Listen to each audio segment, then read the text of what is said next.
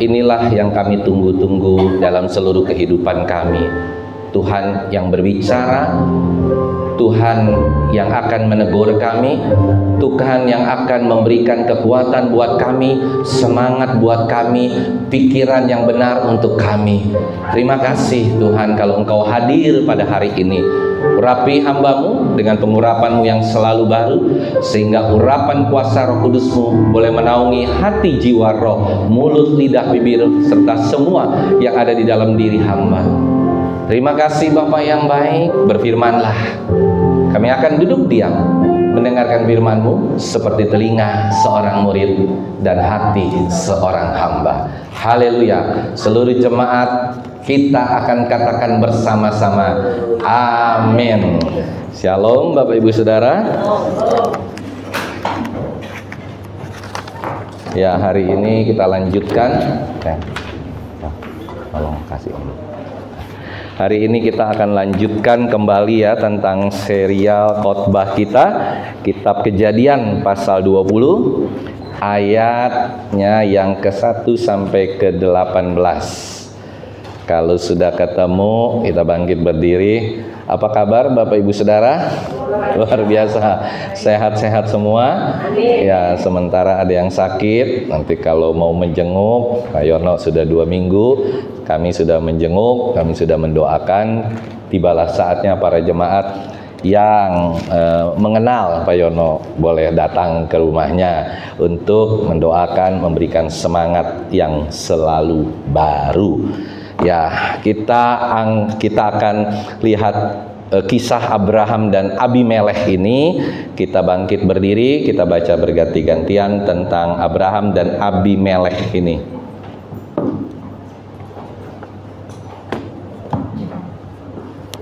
Yang sudah ketemu katakan amin. Udah ketemu belum semua? Kejadian pasal 20 di Perjanjian Lama, kira-kira beberapa halaman dari awal ya. Kejadian pasal 20 ayat 1 sampai 18, nggak usah ke belakang. Demikian firman Tuhan. Saya baca ayat yang pertama, Bapak Ibu Saudara baca ayat yang berikutnya. Lalu Abraham mendangkat dari situ ke tanah Negeb, dan ia menetap antara Kades dan Syur. Ia tinggal di Gerar sebagai orang asing. Ayat yang kedua. Oleh karena Abraham telah mengatakan kepada Sarah istrinya, dia saudaraku, maka Abimelekh raja akan menuduh mengambil Sarah. Tetapi pada waktu malam Allah datang kepada Abimelekh dalam suatu mimpi serta berfirman kepadanya, engkau harus mati oleh karena perempuan yang telah kau ambil itu, sebab ia sudah bersuami. Ayat yang keempat. Adapun Abimelekh belum mengambil Sarah, berkatalah dia, Tuhan, apakah kau membunuh bangsa saya yang tak bersalah? Ayat yang kelima, bukankah orang itu sendiri mengatakan kepadaku, dia saudaraku, dan perempuan itu sendiri telah mengatakan, ya saudaraku. Jadi hal ini kulakukan dengan hati yang tulus dan dengan tangan yang suci. Lalu ayat ke-6. Lalu berfirmanlah Allah kepadanya dalam mimpi, aku tahu juga bahwa engkau telah melakukan hal itu dengan hati yang tulus, maka aku pun telah mencegah engkau untuk berbuat dosa terhadap aku, sebab itu aku tidak membiarkan engkau menjamahnya. Jadi sekarang kembalikanlah istri orang itu, sebab dia seorang nabi. Ia akan berdoa untuk engkau, maka engkau tetap hidup. Tetapi jika engkau tidak mengembalikan dia, ketahuilah engkau pasti mati, engkau dan semua orang yang bersama-sama dengan engkau. Ayat 8.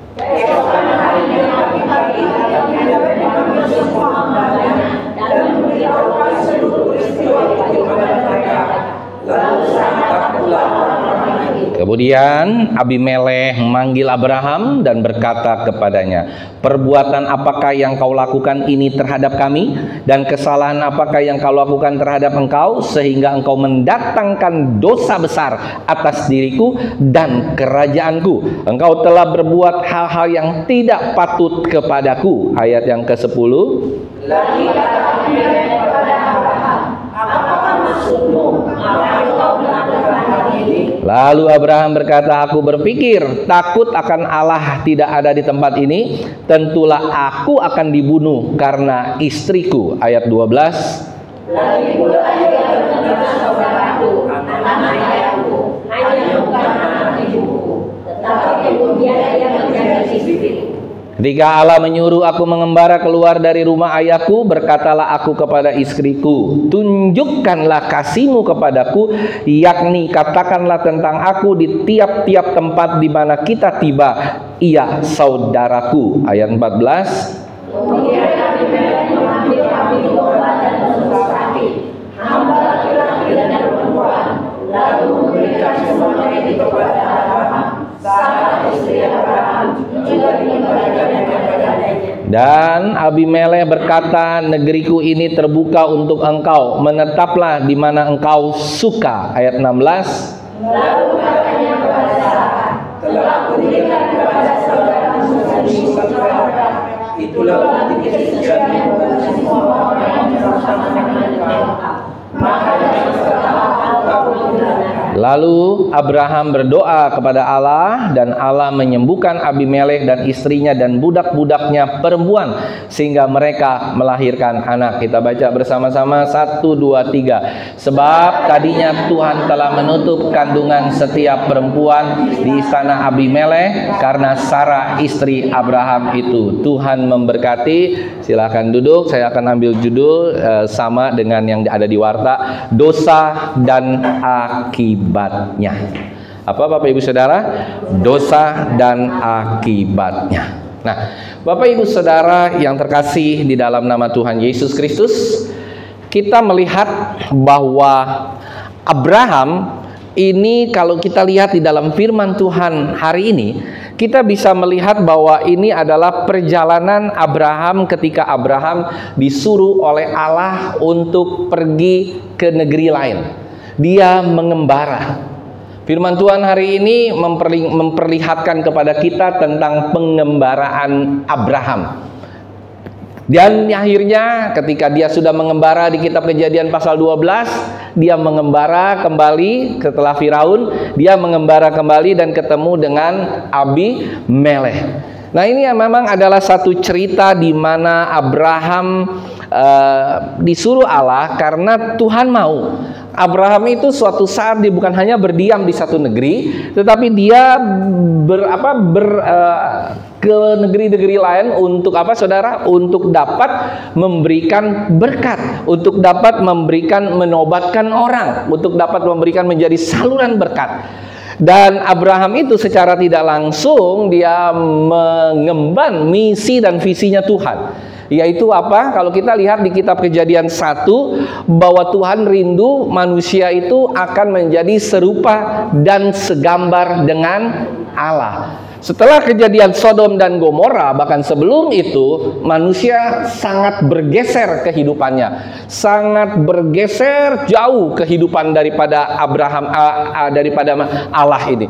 Sehingga kita tahu bahwa banyak sekali manusia yang berdosa, saudara. Banyak sekali manusia sehingga Allah rindu, dan Allah sudah tahu terlebih dahulu. Oleh karena itu dia menyuruh salah satunya adalah Abraham untuk memberkati, untuk menobatkan, untuk menjadi saluran berkat. Akan tetapi rupa-rupanya Abraham di dalam mengemban tugasnya dia tidak smooth 100%. Ada amin saudara? Dia tidak bisa smooth 100% untuk mengemban tugas Allah. Itulah yang terjadi. Di ayat yang kedua, kalau kita lihat baik-baik, oleh karena Abraham telah mengatakan tentang Sarah istrinya, dia saudaraku, maka Abimelek Raja Gerar menyuruh mengambil Sarah. Nah, sebenarnya kata-kata Abraham ini tidak salah 100%, saudara. Memang dia ini, Sarah ini setengah daripada keturunannya. Kan dibilang dia adalah anak daripada ayahnya, bukan anak ibunya, tetapi anak ayahnya. Jadi dia sebenarnya tidak berbohong 100%, tetapi dia tetap berbohong karena dia hanya menampilkan setengah kebenaran. Nah, ini yang kita mau stress di sini. Setengah kebenaran, dan ini yang akhirnya menimbulkan kesalahpengertian kepada setiap orang yang mendengar. Ada haleluya. Setengah kebenaran itu bukan kebenaran. Kalau kebenaran itu adalah 100% benar, ya benar. Salah, ya salah. Ngerti Bapak Ibu Saudara? Benar, benar. Salah, salah. Tetapi Abraham bermain dengan kata-kata. Seakan-akan kata-katanya secara hurufiah benar. Tetapi diucapkan untuk menipu. Menipu siapa saudara? Menipu Abimelek. Nah, dari sini kita bisa melihat bahwa Abraham berdusta, menipu, dan itu adalah dosa, bukan dosa kecil atau dosa besar. Kenapa? Karena Abraham takut Sarah diambil oleh Abimelek. Nah, saudara, kita juga bisa mengaplikasikan di dalam kehidupan kita sehari-hari. Contoh, ada misalnya seorang teman ingin pinjam uang sama kita. Ada haleluya. Terus kita bilang apa? Kita mungkin punya uang, kita punya segala-galanya, tapi seringkali kita bilang apa saudara? Hah? Kita bilang apa? Aduh, kita nggak punya uang nih, gitu kan? Lagi kosong nih, gitu kan? Padahal di deposito banyak, ya Bu Seni, ya kan? Padahal banyak gitu. Tapi kadang-kadang kita nggak punya uang nih, kita nggak punya ini, kita nggak punya itu nih. Tapi sebenarnya dia ada. Nah, bahkan seringkali jawaban kita itu membingungkan untuk orang yang mendengar. Kok kelihatannya luar biasa, kelihatannya hidupnya diberkati Tuhan, kelihatannya begini. Tapi kok aku mau pinjam uang 50.000, 100.000 aja nggak ada, nggak dikasih. Karena apa saudara? Karena kita tidak mau mengasihinya. Nah, itulah yang dinamakan salah satunya adalah setengah kebenaran. Mungkin kita juga bilang begini, saya ada uang tapi saya ada banyak kebutuhan. Itu juga masih setengah kebenaran. Tapi kalau kita katakan sungguh-sungguh, saya punya uang tapi saya nggak mau kasih, itu yang benar. Maaf, saya punya uang tapi mohon maaf, saya nggak bisa kasih. Kenapa saudara? Karena saya tidak digerakkan hatinya sama Tuhan untuk memberikan. Amin. Nah, itu yang benar. Jadi jawaban Abraham ini semi, setengah benar, setengah tidak benar. Nah, Bapak Ibu Saudara, kalau kita bisa melihat hal itu, berarti kita bisa melihat bahwa akar dari dusta ini adalah sebenarnya rasa takut untuk dibunuh sama siapa? Sama si Abimelek. Karena biasanya gitu, kalau orang bawa, zaman dahulu ya, kebiasaan kalau orang bawa istri cantik, pasti istrinya akan dibunuh, orangnya akan dibunuh. Ini adalah ketakutan yang tidak berdasar sebenarnya. Seperti kita juga hari-hari ini sering kali kita merasa takut. Ada amin saudara? Mungkin kita punya anak yang sudah berumur, mungkin kita punya punya anak yang sudah berumur. Kita takut dia tidak berjodoh, kita takut dia nggak punya jodoh. Iya apa ya saudara? Sehingga siapapun deh yang mau sama anakku, langsung saja kawinin. Ada haleluya. Itu adalah ketakutan. Orang rata-rata di Indonesia, kenapa korupsi ini begitu luar biasa di Indonesia? Coba kenapa saudara? Karena kita takut miskin, saudara. Orang yang korupsi itu berarti dia takut miskin. Kalau kita takut mati, maka kita harus jaga kesehatan. Bukan karena kita takut mati, malah kita menghambur-hamburkan, kita bergadang, kita merokok, kita melakukan hal yang tidak benar. Nah, itulah kita takut mati, kita jaga kesehatan. Kalau kita mau menjodohkan anak kita dengan orang lain, mungkin anak kita perempuan, kita mau jodohkan, kita mau supaya anak kita tidak miskin, kita mau calon mantu kita yang kaya. Takut, dan akhirnya saudara, ketakutan ini membuat dosa yang luar biasa. Banyak sekali aspek-aspek seperti ini yang saya mau katakan. Dulu saya juga pernah, tapi kalau sekarang sudah tidak pernah lagi ngalamin ketakutan yang spesifik. Dulu mungkin waktu tahun 90 ya, waktu umur saya masih 21 tahun atau 22 tahun, itu saya pernah takut karena waktu SMP saya punya penyakit hepatitis B, saudara. Saya takut, dan tiba-tiba saya punya sakit panas, dingin segala macam, dan dokter bilang, wah ini jangan-jangan hepatitis B. Kalau hepatitis B itu biasanya Orang yang sakit itu akan langsung ujung-ujungnya bisa kena sirosis hepatitis atau kanker hati. Takut mati, takut mati. Tapi kita mau katakan bersama-sama di tempat ini. Kalau tugas saudara belum selesai sama Tuhan, dan Tuhan memberikan tugas dan misi tertentu itu belum selesai, saudara nggak akan mati. Yang percaya katakan amin. Kecuali saudara nggak punya tugas dari Tuhan. Amin, saudara. Siapa di sini yang punya tugas dari Tuhan? Kalau kita punya tugas dari Tuhan, kalau kita punya misi dari Tuhan, misalnya Tuhan taruh di dalam hati kita, Tuhan, ibu atau bapak, engkau harus mendampingi anakmu sampai dia menjadi orang yang benar. Nah, setelah tugas itu selesai, saudara dipanggil Tuhan, puji Tuhan, haleluya. Tetapi sebelum selesai, saya yakin nggak akan dipanggil oleh Tuhan.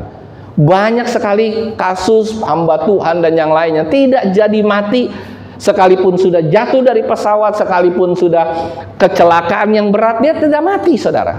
Karena apa? Tugasnya belum selesai. Jadi kita nggak perlu ada ketakutan. Masih ingat Rasul Paulus ketika dia naik kapal? Berapa kali Rasul Paulus ketika dia naik kapal dia karam, saudara?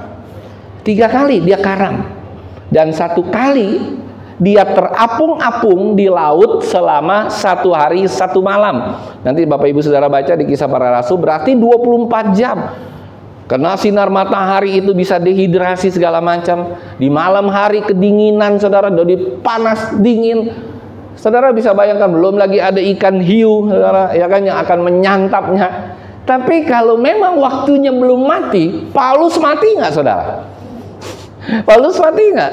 Tidak.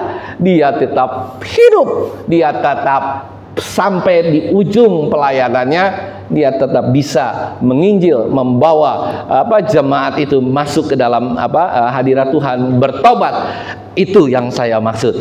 Siapa dari antara kita yang hari-hari ini takut mati, takut ini, takut itu, sadarlah, saudara harus punya visi dan misi dari Tuhan supaya saudara mengerti sampai di mana titik akhir kehidupan saudara. Ada haleluya?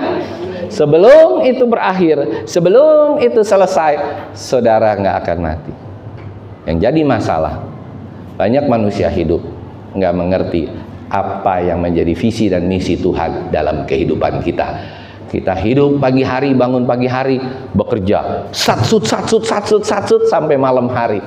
Malam hari kecapean, tidur, bangun lagi pagi hari, begitu terus rutinitas.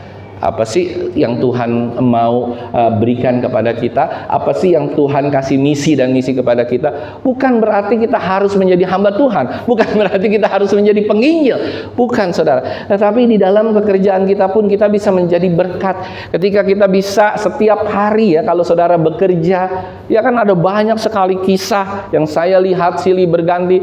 Dimanapun saudara bisa menjadi berkat, saudara bisa mempertobatkan orang lewat kelakuan saudara. Yang percaya katakan amin. Mau saudara di kereta api kek, mau saudara di MRT kek, LRT kek, busway kek, mau saudara lagi jalan kek, saudara bisa melakukan asal di hati saudara pagi-pagi saudara berdoa atau malam saudara berdoa, ada visi dan misinya Tuhan dalam kehidupanmu. Ada amin, saudara? Kalau ada visi dan misinya Tuhan dalam kehidupanmu, engkau tidak akan waktumu tidak akan sia-sia untuk kehidupanmu pribadi saja. Engkau hanya untuk pribadi, untuk suamimu, untuk anak-anakmu, tetapi engkau tidak punya visi dan misi keluar. Engkau tidak punya gairah untuk dapat mengabarkan kabar baik. Bukan berarti saudara harus jadi pendeta, bukan berarti saudara harus jadi penginjil, tetapi dimanapun saudara berada, saudara bisa menjadi berkat sama seperti Abraham ini. Yang percaya katakan amin. Takut. Nah, oke ya, kita terus. Nah, kalau kita lihat ayat yang keberapa tadi, ketika Abraham menyerahkan istrinya itu, pada ayat ketiga ya kalau nggak salah ya, atau ayat kedua ya. Oleh karena Abraham telah mengatakan tentang Sarah istrinya, dia saudaraku, maka Abimelekh raja Gerar menyuruh mengambil Sarah. Tindakan ini sudah berapa kali dilakukan oleh Abraham? Ada yang tahu nggak? Ini bukan yang pertama.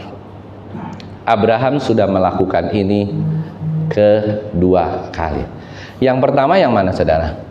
Waktu Abraham ketemu dengan Firaun.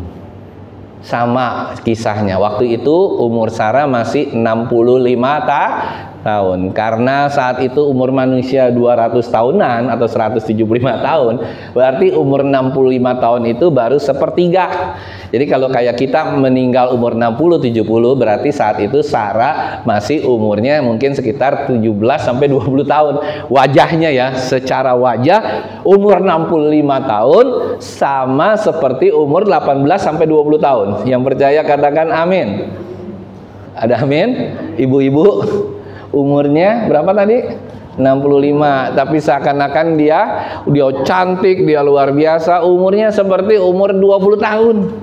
Kalau sekarang kita umur 30 tahun, wajahnya seperti umur 50 tahun, 55. Iya Pak, karena banyak beban, banyak penderitaan, banyak ini, banyak itu. Saya mau katakan hari ini, hati yang gembira adalah obat. Obat itu bukan hanya untuk kita sakit, tapi obat itu untuk wajahmu. Semakin engkau bisa bersuka cita selalu di dalam Tuhan setiap hari, saya yakin dan percaya wajahmu akan kenceng. Nggak perlu tarik kiri, tarik kanan, tarik atas, tarik bawah seperti layangan. Ada haleluya? Engkau pasti akan segar, engkau pasti akan bersuka cita, mukamu pun penuh bercahaya. Yang percaya katakan amin. Tetapi saudara, kalau kita tidak pernah melakukan hal itu, maka yang terjadi kebalikannya. Nah, kita balik lagi. Abraham dan Sarah, luar biasa ya. Yang kedua, itu yang pertama kali terjadi. Ini yang kedua kali terjadi, saudara. Di kitab Kejadian 12, nanti Bapak Ibu Saudara buka, Kejadian 12 ayat 12 sampai 13, itu terjadi pertama kali. Ini terjadi pengulangan yang kedua kali. Umur Sarah udah berapa tahun sekarang? Dari 65 sekarang sudah 90 tahun. Kaucap kata-kata. Umur 90 tahun kira-kira gede apa tua nggak tuh? Tua ya, tapi beda dengan Sarah. Sarah mau dikawinin umur 90 tahun. Luar biasa. Sama siapa saudara? Abimelek. Nah, saya mau katakan begini. Ini hati-hati. Abraham begitu dekat dengan Allah. Dia adalah wakil Allah di muka bumi ini. Dia yang akan memberikan keturunan yang banyak. Tapi satu hal yang tidak pernah Abraham pikirkan adalah dia punya dosa yang selalu berulang. Dosa yang selalu berulang. Apakah hari ini kita punya dosa yang selalu berulang dalam hidup kita? Halo? Tiap hari, oh ya, kita dosa ya. Besok, aduh sama lagi. Nggak lama kita udah bertobat, bulan depan keulang lagi dosa kita yang satu itu tuh. Kita pasti tahu tentang dosa itu karena itu adalah diri kita sendiri. Hati-hati Bapak Ibu Saudara. Ketika kita punya dosa yang berulang, nanti makin lama dosa itu tidak seperti dosa lagi karena kita sudah terlalu kebiasaan dengan dosa itu. Ada amin Saudara? Dosa yang terus-menerus diulangi menjadi kebenaran. Dia sudah tidak lagi merasakan dosa. Kita tidak lagi misalnya ya, kita dosa berbohong. Sekali kita berbohong, dua kali kita berbohong. Terus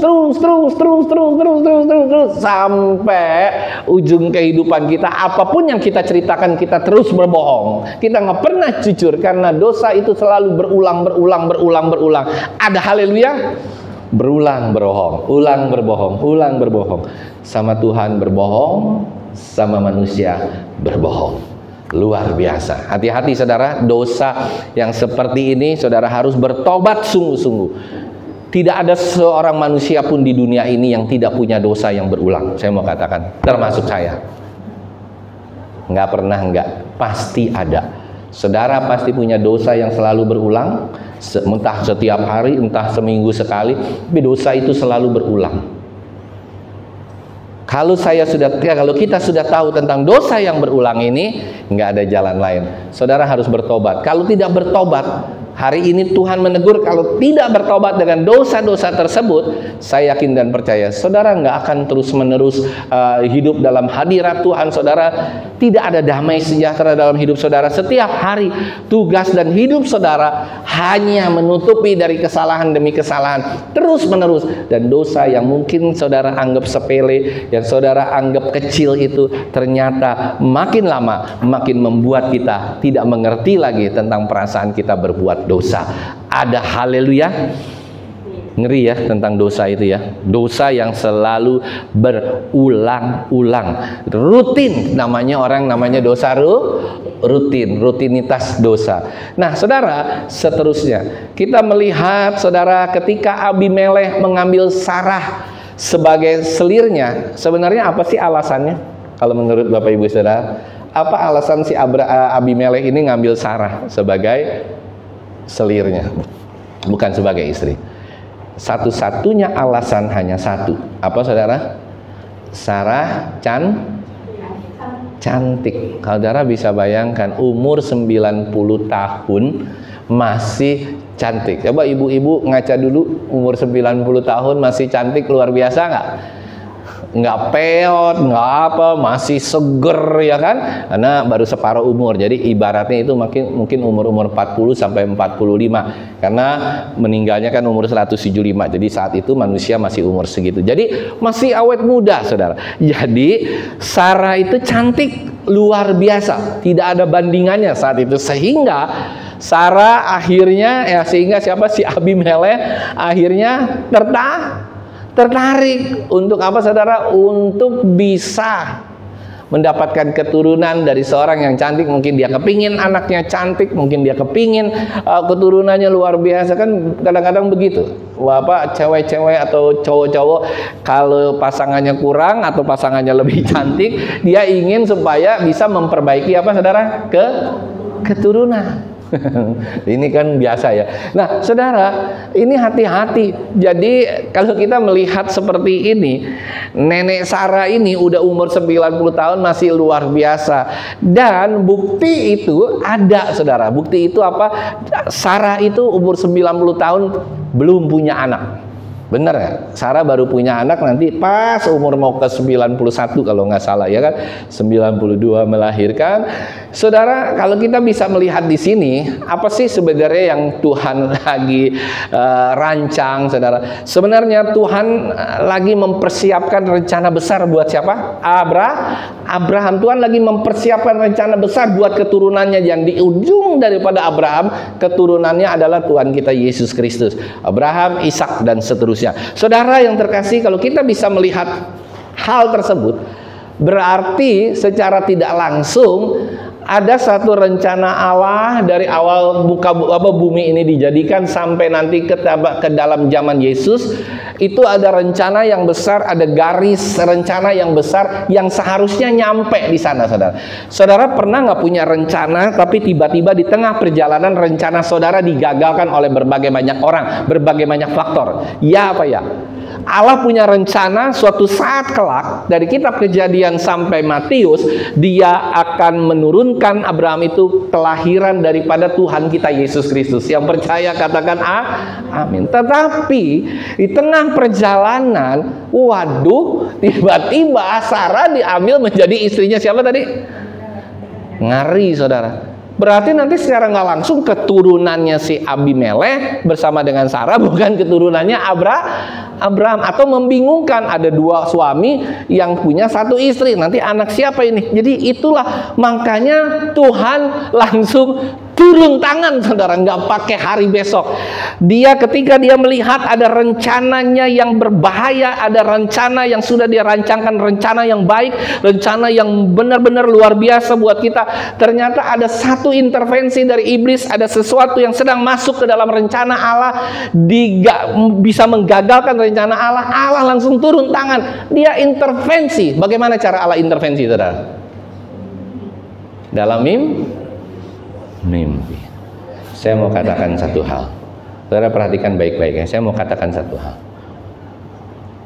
Kalau Tuhan sudah punya rencana yang besar di dalam kehidupanmu, dan engkau terus berdoa untuk rencana tersebut, engkau terus bergumul untuk rencana tersebut, mungkin baru 1 tahun, mungkin 2 tahun, mungkin 3 tahun, mungkin sudah 5 tahun, mungkin sudah 20 tahun, tapi belum terlaksana. Saya yakin dan percaya rencana Tuhan tidak pernah gagal. Katakan kiri kananmu, rencana Tuhan tidak pernah gagal. Ketika ada seorang pun yang ingin menggagalkan rencana Tuhan, Tuhan akan intervensi, saudara. Tidak main-main. Ada amin saudara? Tahu nggak rencana Tuhan buat kita? Saya mengalami berulang-ulang, saudara. Ada membahayakan, kalau nggak saya nggak sampai hari ini, nggak sampai pendeta hari ini, nggak ketemu Pak Thompson, nggak ketemu Immanuel mungkin yang baru-baru ya, nggak ketemu juga Ibu Deborah. Karena saya beberapa kali waktu 5 tahun pengembalaan itu berkali-kali saya pengen, udah Tuhan, udah aja dah, udah aja. Memang saudara pikir enak jadi gembala? Halo? Serangannya itu bukan cuman di jemaat, di keluarga, di jemaat juga kan, pastikan dosa keliling. Kita harus hidup benar, karena bagaimanapun saya nggak pernah gitu ya, kalau saya lagi berbisnis atau ngobrol sama orang, tapi tiba-tiba bisa itu orang langsung Google saya, saudara. Wah tuh ada di YouTube, ada YouTube ya kan, saya juga nggak pernah embar-embor. Wah bapak ini yang begini-begini gitu kan. Waduh, dia bilang itu. Jadi banyak sekali, jadi saya udah nggak bisa main-main sedikit juga, saudara. Nah, apa yang saya katakan, rencana Tuhan itu nggak pernah gagal loh, saudara. Sampai dengan hari ini, berkali-kali saya udah cerita. Ketika pernah saya kepingin, aduh Tuhan, dari tahun pertama mau tahun kedua, saya lihat, waduh, nggak ada uang. Kita sih mungkin ada ya sedikit uang, tetapi untuk melanjutkan itu nggak ada uang. Gimana, saudara? Yang pernah sekali waktu saya udah capeknya minta ampun dengan jemaat capek, dengan pengerja capek. Itu akhirnya anak-anak saya termasuk Ferry, termasuk Mavel udah lahir belum ya? Belum kali, udah ya. Liftnya macet di Mangga Besar. Itu apa itu bukan Tuhan intervensi? Intervensi.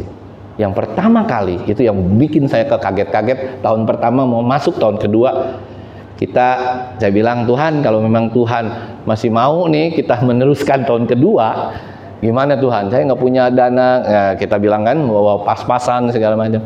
Tahu nggak saudara? Ada orang bisa gagal nikah. Ada amin, saudara? Jangan ada amin loh, maksudnya ini satu kejadian yang spesial untuk GBI Aberta. Ada haleluya. Ini ingin mengingatkan kita karena sebentar lagi kita akan ulang tahun. Tahun pertama ada orang yang gagal nikah. Namanya Ibu Rosa, kawan dekat almarhum Pendeta Menak Winata, salah satu senior kita yang sudah dekat-dekat sama Tuhan. Kisahnya begini, saudara. Untuk itulah saya nggak pernah ragu bahwa rencana Tuhan tuh nggak pernah gagal. Orang boleh nggak dukung, siapapun boleh nggak dukung, boleh pemerintah mau menghancurkan, kita sendiri sebagai hamba Tuhan boleh mau kabur seperti Nabi Yunus ya kan, tapi Tuhan nggak akan pernah diam, dia pasti intervensi, di ujung-ujungnya dia pasti intervensi. Jadi gini ceritanya, sekali waktu ada seorang wanita punya calon suami bule.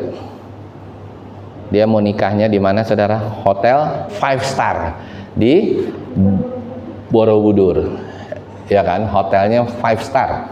Borobudur kan hotel bintang 5 kan, bukan bintang Kejora kan Pak, ya kan. Nah, udah di schedule rapi, tempatnya sudah dibayar, lunas. Udah setengah tahun lah ya sebelumnya. Semua udah di prepare semua, undangan semua udah. Tiba-tiba hanya gara-gara orang bule, makanya saudara, ya kan, jangan sering telat, saudara, sering telat ke gereja ini itu. Orang bule saja ketika calonnya ini telat, nggak pakai hari besok,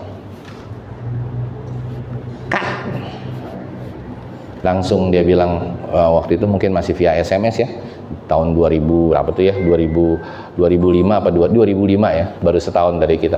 Terus langsung dia bilang, wah kita nggak bisa lanjutin. Terus dia hilang.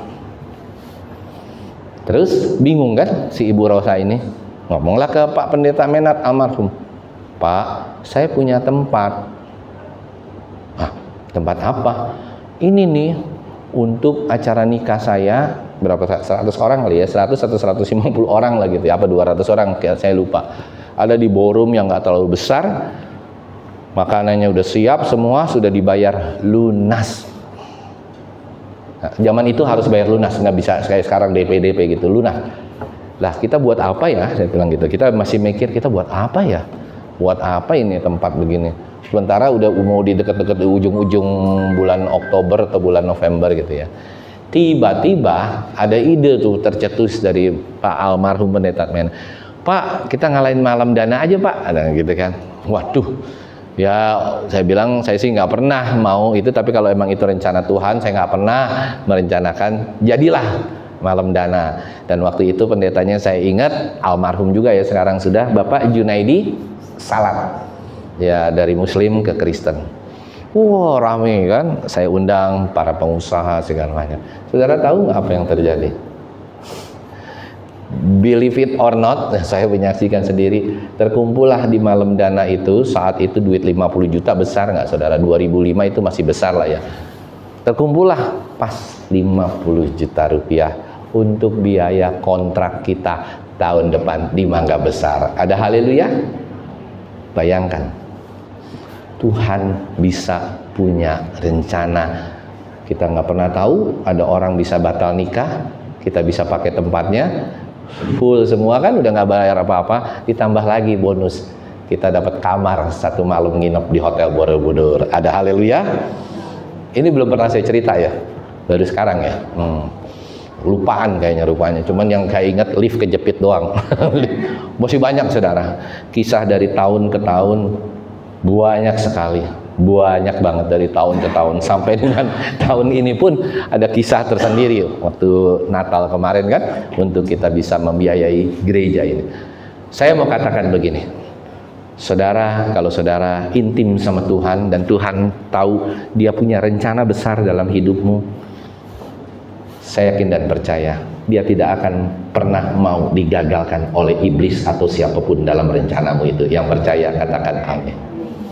Seberat apapun, setidak punya apa-apa kita, tapi yakin dan percaya saudara bisa tidak punya semua-muanya, asalkan jangan Tuhan yang saudara tidak punya. Kalau saudara punya Tuhan dalam hidupmu, rencananya Dia ada di dalam hidupmu, saya yakin dan percaya Dia terus akan mengintervensi apapun dalam kehidupanmu supaya rencananya itu tidak pernah gagal. Ada pujian mengatakan apa? Dia tak pernah gagal. Karena apa saudara? Karena Dia Allah. Saya mau katakan hari ini, Allah yang kita sembah, Dia siap untuk mengintervensi. Siapa juga dari antara kita yang hari ini punya rencana besar bersama dengan Allah, saya yakin dan percaya saudara pasti akan sampai ke tempat itu. Ada haleluya? Ada amin?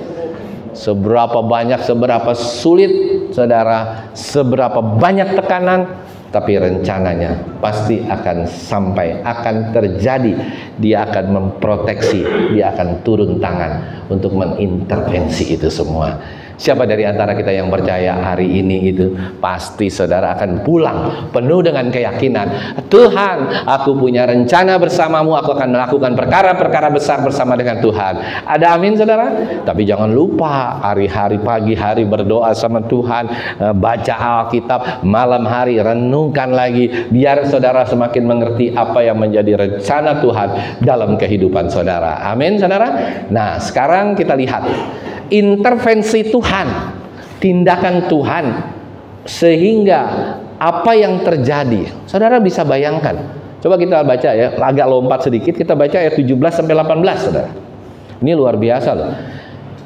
17 18. Berarti kita baca dulu ya. Lalu Abraham berdoa kepada Allah dan Allah menyembuhkan Abimelek dan istrinya dan budak-budaknya perempuan sehingga mereka melahirkan anak, saudara. Sebab tadinya Tuhan telah menutup kandungan setiap perempuan di istana Abimelek karena Sarah istri Abraham itu. Jadi ternyata rupa-rupanya intervensi Tuhan tidak hanya sebatas mimpi saudara, tapi Dia intervensi dengan memberikan wabah. Wabah apa saudara? Wabah penyakit. Penyakit apa? Yang pertama penyakit bahwa perempuan atau wanita itu tidak punya keturunan, mandul. Ya apa ya? Tapi yang Tuhan intervensi yang sangat luar biasa adalah, kalau di sini tidak ada, tapi kalau kita baca bahasa aslinya ada, saudara. Di Alkitab bahasa aslinya dikatakan bahwa siapa tuh namanya, si Abimelek itu tidak bisa mengambil si Sarah dan tidak bisa diajak berhubungan intim. Kenapa, saudara? Karena Abimelek itu sakit seperti orang sakit kulit, sakit kusta. Jadi dia tidak bisa untuk berhubungan, saudara. Dia tidak sempat untuk, kalau orang sudah diambil sebagai istri, pasti Sarah akan berhubungan intim, ya Pak ya. Tapi tidak bisa, karena Sarah bilang, aduh kamu sakit ini, ya kan? Waduh, badannya semua penuh dengan borok, penuh dengan seperti orang sakit kusta, saudara. Penyakit kulit. Di sini nggak disebut, nggak ada. Tetapi yang di sini yang disebut adalah yang kedua. Tuhan menutup kandungan. Buat apa Tuhan menutup kandungan? Coba. Jadi ya istilahnya kalau Tuhan gagal ya dengan planning yang pertama, tetap si Sarah diajak berhubungan intim, tetap nggak akan pernah punya anak, saudara. Karena apa? Karena Tuhan sudah menutup kandungan seluruh wanita yang ada saat itu. Dahsyat. Allah kalau bekerja tidak main-main, saudara. Katakan yes, Allah kalau bekerja tidak main-main, dahsyat. Gila ya, sampai sebegitu intervensi Allah tentang sakit penyakitnya si Abimelek. Semuanya juga ditutup kandungannya. Dahsyat, saudara. Jadi kita nggak perlu ragu lagi punya Allah yang seperti itu. Amin, saudara. Dia sanggup untuk memberikan apapun, dia sanggup untuk mengintervensi apapun, asal satu, engkau adalah orang pilihannya, engkau adalah orang yang dekat dengan Allah, sehingga ketika engkau berjalan, sekalipun engkau merasa berjalan sendirian, tetapi ketika engkau sudah dipilih oleh Allah untuk melakukan pekerjaan besar, Allah terus akan beserta dengan engkau dan dia akan intervensi apapun yang terjadi masalah dalam hidupmu. Yang percaya katakan amin. Itulah yang luar biasa. Belum lagi saudara ayat 3-7, yuk kita baca supaya kita selesaikan ini ya. Ayat 3-7. Tetapi pada waktu malam Allah datang kepada Abimelek dalam suatu mimpi serta berfirman kepadanya, engkau harus mati oleh karena perempuan yang telah kau ambil itu, sebab ia sudah bersuami. Gila ya, Allah sampai intervensi ke mimpinya Abimelek, saudara. Dia bilang, hati-hati ya, engkau mati nih kalau engkau mengambil istrinya si Abraham. Tapi memang si Abimelek nggak tahu, saudara. Nah ini, saudara yang terkasih, kalau kita melihat kata-katanya Allah ini, Allah itu tidak main-main, saudara. Jadi tapi dia tahu bahwa Abimelek ini bukan orang yang mau mengambil istri orang. Ada haleluya. Dia nggak tahu bahwa itu adalah istrinya si Abraham. Sehingga dia bilang, aduh Tuhan ampuni saya berdosa nih Tuhan. Dan akhirnya bagaimana tindakan Abimelek? Abimelek itu orang yang tulus, orang yang nggak pernah punya apa-apa. Dia lihat ada wanita cantik, dia mau ambil sebagai istrinya. Luar biasa, saudara. Tapi apa akhirnya dari tindakan Tuhan? Begitu Abimelek bangun, yuk kita lanjutkan ayat ke-8. Abimelek bangun, keesokan harinya pagi-pagi Abimelek setelah dia bangun memanggil siapa, saudara? Semua hambanya dan memberitahukan seluruh peristiwa itu kepada mereka. Lalu sangat takutlah orang-orang itu. Saya mau tanya, Abimelek itu bangsa pilihan Tuhan atau bukan?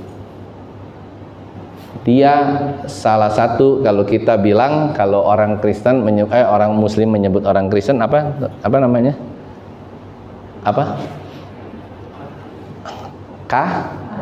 Kafir. Jadi Abimelek ini dia tidak beragama, dia kafir, saudara. Dia tidak tahu tentang Tuhan, tidak tahu. Tapi ada satu hal. Kalau Tuhan sudah bekerja kepada Abimelek, Abimelek itu bisa loh, saudara.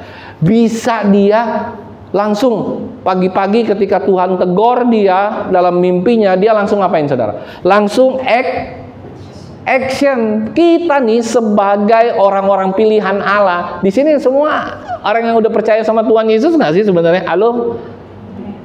Udah percaya belum? Tapi ketika saudara disuruh sama Tuhan, saya nggak yakin. Saudara langsung, siap komandan, langsung. Hari itu juga mimpi malam hari, pagi hari bangun, langsung Abimelek memanggil semua hamba-hambanya. Ya apa ya? Apalagi kita, saudara. Orang kafir aja seperti itu, orang yang nggak bertuhan aja seperti itu. Gimana dengan kita, saudara? Kita harusnya sebagai umat pilihan Allah. Kalau Tuhan minta kita melakukan sesuatu, kita harus siap 24 jam. Yang percaya katakan amin. Siap gitu loh. Jadi kita melihat bahwa sebenarnya Abimelekh mentaati Tuhan secara langsung. Dan ini sungguh memalukan buat kita semua kalau kita sering menunda-nunda untuk menaati Tuhan. Terus habis itu luar biasanya lagi ayat berikutnya kita baca ya. Ayat 9. Kemudian Abimelekh memanggil siapa, saudara?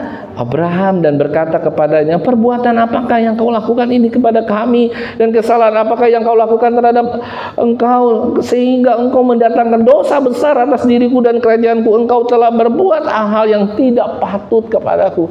Apa artinya, saudara? Ditegur sama siapa, saudara? Sama Abimelekh, seorang pilihan Tuhan. Abraham, dari mulutnya Tuhan sendiri, dia adalah yang akan meneruskan bangsa yang besar di muka bumi ini. Dia adalah pilihan Tuhan. Tapi lihat, dia ditegur langsung sama siapa, saudara? Abimelekh. Kita juga sama. Jangan kita merasa sok sebagai orang Kristen yang sudah puluhan tahun, pendeta lah, segala macam lah. Tapi kita harus siap ditegur sama siapapun kalau kita melakukan kesalahan. Dia melakukan kesalahan, Abraham melakukan kesalahan. Dia cuman bilang, aduh, aku takut kalau istriku diambil, kalau istriku cantik dan diambil, aku akan dibunuh. Itu jawaban Abraham. Nah, oleh karena itu Bapak Ibu Saudara, kita semakin yakin dan percaya bahwa apapun yang terjadi di dalam kehidupanmu, ketika ada teguran terjadi, ketika ada tantangan terjadi, ketika ada apapun itu ada Tuhan yang memberikan itu kepada orang yang kafir sekalipun, saudara harus punya kerendahan hati untuk saudara? Untuk berbalik kepada Tuhan, untuk bertobat kepada Tuhan. Ada haleluya. Dan yang agak sedikit aneh kalau saudara baca di sini nih, saudara, ada sedikit aneh. Abraham menjawab, sudah benar ya. Lihat nih. Ketika Allah menyuruh mengembara, lalu Abraham berkata, aku berpikir, ayat 11, takut akan Allah tidak ada di tempat ini. Maksudnya apa? Takut akan Allah tidak ada di tempat ini berarti orang-orang di sekitaran Abimelekh itu adalah orang-orang yang tidak bertuhan, kafir, saudara. Oke? Nah, tentulah aku akan dibunuh karena istriku cantik. Lagi pula ia benar-benar saudaraku, anak ayahku, hanya bukan anak ibuku, tetapi kemudian ia menjadi istriku. Nah, ayat yang ke-13, ayat yang sangat sulit untuk dicerna oleh kita semua. Apa ayat 13 ini, saudara? Ketika Allah menyuruh aku mengembara keluar dari rumah ayahku, berkatalah aku kepada istriku, tunjukkanlah kasihmu kepadaku, yakni katakanlah tentang aku di tiap-tiap tempat di mana kita tiba, ia saudaraku. Terus apa yang agak sedikit kontradiktif di sini, saudara? Tuhan menyuruh Abraham mengembara. Apa itu artinya, saudara? Bukan dia mempersalahkan Tuhan, bukan dia bilang, aduh ini Tuhan yang suruh, bukan dia mempersalahkan tentang situasi dan kondisi, tidak.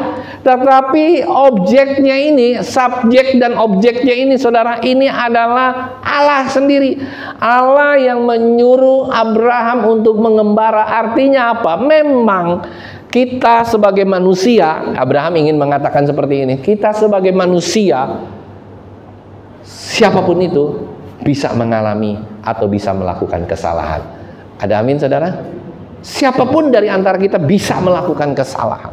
Tetapi kalau Tuhan yang sudah menyuruh kita untuk mengembara, Tuhan sudah menunjuk kita, Tuhan sudah memberikan tugas kepada kita, maka Tuhan tidak akan pernah mencelakakan kita. Dia akan membackup kita. Dia Allah Immanuel. Dia Allah yang terus menyertai kita. Yang percaya katakan amin. Itu, saudara, satu jaminan kepastian. Saudara pasti nggak nih bahwa saudara mengikut Kristus nih, yakin nggak? Saudara benar-benar percaya kepada Tuhan sepenuhnya, hidup saudara, keselamatan saudara ada pada Tuhan, dan saudara sedang menjalankan misi Tuhan. Siapa yang hari ini yakin hal seperti itu ada dalam hidupmu? Yakin nggak? Kalau yakin, hidup saudara, apa maksud gua, hidup bukan hidupnya, tetapi saudara di dalam kelakuan saudara setiap hari, di dalam tindakan saudara, saudara akan bertindak dengan iman, afirmasi iman, faith affirmation. Apa artinya saudara? Saudara akan terus berjalan tenang. Saudara nggak peduli kiri kanan, ya kan? Nggak peduli sementara ekonomi. Siapa tuh namanya? Si Menteri Keuangan kita, Ibu siapa? Sri, ya kan? Sri Mulyono, Sri Mulyati, salah. Sri Mulyati bilang apa? Waduh, ini keadaan makin buruk, ekonomi makin buruk, nggak lama lagi udah COVID, udah mulai makin banyak lagi. Siapa dari antara kita yang hari-hari ini ngeri? Nggak perlu. Kita punya Tuhan yang besar. Kan ada pujian. Kita punya Tuhan. Kecil apa besar, saudara? Yang apa? Yang telah berjanji dan siapapun kita, apapun pekerjaan kita, mungkin memang kita sedang lemah, mungkin seakan-akan kita nggak punya apa-apa dalam hidup kita, tapi ada satu jaminan Tuhan, bahwa kalau Tuhan yang beserta dengan kita, Dia tidak akan pernah meninggalkan kita. Seburuk apapun kita, sejelek apapun kita, Dia tunggu kita untuk bisa bertobat dan memberkati kita kembali. Yang percaya katakan amin. Dia menunggu kita hari lepas hari.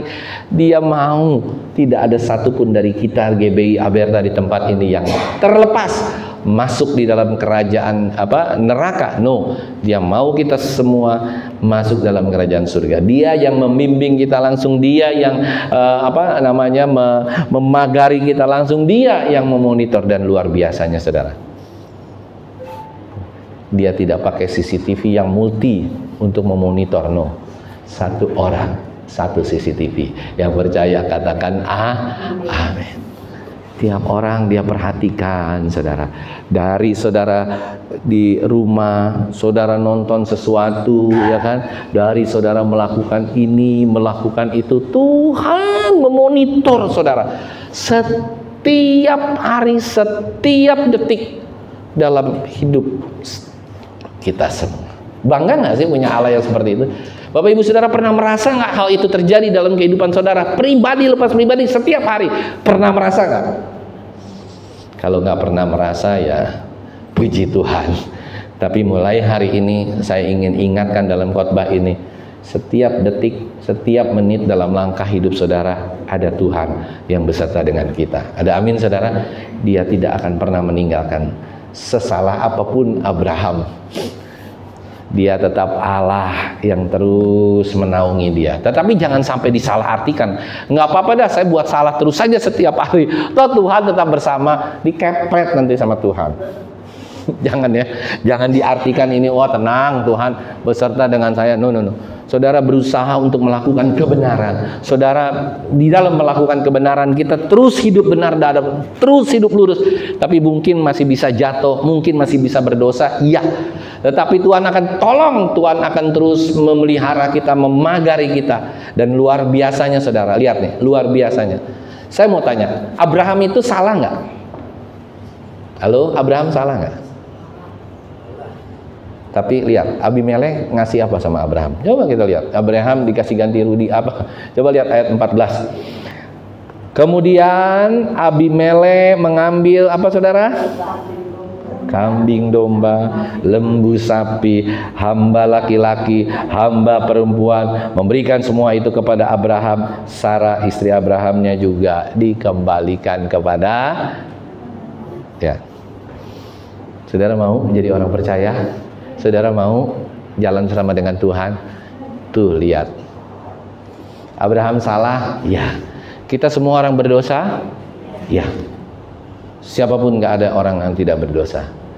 Tapi kalau kita mau kembali, Abraham bilang, ya saya salah, ya karena saya takut. Dia mengakui semua, berkat Tuhan melimpah atas hidupnya. Yang percaya katakan amin. Kalau saudara hari ini berdosa, saudara hari ini punya dosa rutin, saudara hari ini punya hal-hal seperti itu, datang sama Tuhan, minta ampun sama Tuhan. Lihat, nyata sekalipun salah, malah dikasih berkat sama si Abimelek. Terus yang lebih luar biasanya lagi, saudara, bukan hanya dikasih berkat 1000 sikal, bukan hanya dikasih kambing domba, bukan hanya dikasih hamba laki-laki sama hamba perempuan. Apalagi yang dikasih, saudara, yang luar biasa? Hah? Nah, disuruh tinggal dan disuruh pilih. Coba kalau saudara disuruh tinggal, Bu, Pak, udah salah nih, ya kan, sama raja atau sama orang petinggi. Ibu, Bapak mau pilih rumah di mana? Kelapa Gading, Pondok Indah, atau Tanah Merah? Pilih-pilih Kelapa Gading, Pondok Indah, terus sama Kebun Jeruk, ya kan? Terus atau mau di Menteng kira-kira gitu kan? Sampingnya rumahnya Pak Yusuf Kala. Saudara mau nggak kira-kira? Saudara disuruh pilih, bayangin saudara, Abraham ini disuruh pilih. Tidak disuruh pilih tempatnya, silahkan engkau pilih, ya kan? Terus untuk apa, saudara? Untuk membuktikan bahwa Abimelek tidak salah. Kenapa dia? Emang dia tidak salah, saudara, untuk membuktikan bahwa saya sudah pulangin utuh, tidak saya sentuh, ya karena dikasih penyakit, saudara, sama Tuhan, ya kan? Luar biasa ya. Jadi hari ini satu pengalaman yang sangat luar biasa buat kita semua, bahwa Abraham sekalipun ada uang pendamaian, ya kan, kita sebenarnya mengatakan begini, Abraham dan Sarah, termasuk kita semua itu nggak pernah layak dapat pertolongan Tuhan. Amin. Kita tuh nggak ada yang layak loh dapat pertolongan Tuhan, tapi Tuhan tetap memberikan kepada kita. Jadi sebetulnya kita nggak layak dapat pertolongan Tuhan, kasih karunia Tuhan, pengampunan Tuhan, tapi kita dilayakkan dapat belas kasihan Tuhan. Harusnya kita sudah dihukum di neraka, tapi Tuhan mau kita masuk dalam kerajaan surga. Bukankah sudah sepatutnya kalau kita punya hidup seperti itu, kita bersyukur kepada Tuhan, memuji Tuhan. Kalau kita berbuat dosa hari ini, terlibat penderitaan karena dosa itu, datang sama Tuhan, minta ampun sama Tuhan. Tangan Tuhan terbuka lebar untuk kita minta ampun. Apalagi saudara berdoa, menangis sama Tuhan, bertobatlah. Nah, tetapi satu hal lagi yang terakhir, pada saat janji Tuhan kepada Abraham hampir digenapi. Kenapa saya katakan hampir digenapi? Apa janji Tuhan terhadap Abraham? Memberikan anak. Dikit lagi loh, dikit lagi tiba-tiba ada kejadian ini. Saudara bisa bayangkan kalau sampai yang tadi saya bilang Tuhan tidak mengintervensi, gagal semua rencana. Tetapi kalau kita sudah mendapatkan satu titik di mana kita sudah harus menerima berkat besar dalam kehidupan kita, dan kita sudah hampir melakukan segala kebenaran dan sesuatu yang besar bagi Tuhan, maka kita harus super hati-hati, karena iblis pasti akan menyerang habis-habisan di ujung rencana Tuhan yang akan membawa kita kepada keselamatan. Ada amin, saudara? Dia pasti akan menyerang kita habis-habisan. Saudara lihat, banyak sekali. Ada banyak orang yang di ujung kehidupannya, bukan di ujung kehidupannya, maksud saya ketika dia ingin menikahkan anak, pasti ada serangan besar. Ada amin, saudara? Kalau itu memang rencana Allah yang besar ya. Tapi kalau nggak ada rencana Allah yang besar, ya biasa-biasa aja.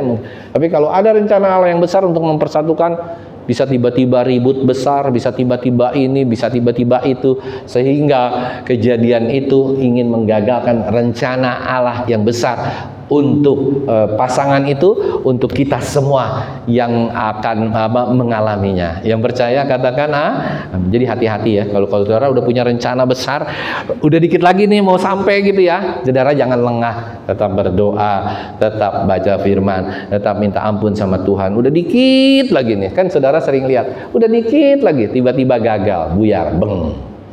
Sudah dikit lagi tiba-tiba gagal, buyar, beng. Itu saya berkali-kali. Proyek udah sedikit lagi, udah sampai selesai, nggak jadi, gagal. Udah berdoa juga, tetap gagal. Waktu kita mau nikahin anak Joe dan Miranda, waduh, itu mesti benar-benar berdoa, mesti benar-benar ini. Karena kalau enggak, itu serangan itu banyak. Bisa tiba-tiba inilah, bisa tiba-tiba itu. Itu saudara yang saya mau katakan. Kalau ada rencana besar dalam Tuhan, dalam kehidupan kita wajib untuk berhati-hati terhadap serangan iblis yang tiba-tiba di ujung. Sarah dan Abraham sudah tinggal di ujung sedikit lagi, dia akan punya anak. Ya apa ya? Sarah sudah umur 90, Abraham sudah umur 100, hampir gitu ya, 90. Jadi waktu waktu Sarah punya anak itu 91 tahun. Bayangkan saudara, menunggunya puluhan tahun, 1 tahun terakhir bisa gagal oleh karena kesalahan Abraham, oleh karena iblis yang menyerang tiba-tiba sama Abraham, sehingga dia bilang, ini bukan istriku, dikasih aja lagi kan kepada Abimelek. Luar biasa. Tapi semuanya itu Tuhan mengampuni dosa-dosa si Abraham, merestorasi semuanya lagi, sehingga rencananya tetap berjalan dan ada Yesus yang mati buat kita di atas kayu salib. Amin. Tuhan memberkati, biarlah kita semakin mengerti tentang rencana Tuhan. Kita tundukkan kepala, kita berdoa untuk Tuhan. Bapa yang baik, Bapa yang kami yang ada di dalam surga, terima kasih Tuhan. Kami semakin mengerti tentang dosa dan akibatnya. Hari ini kami belajar untuk mohon ampun dosa kepada Tuhan, agar kami boleh kembali hidup lurus di hadapan Tuhan, hidup benar di hadapan Tuhan.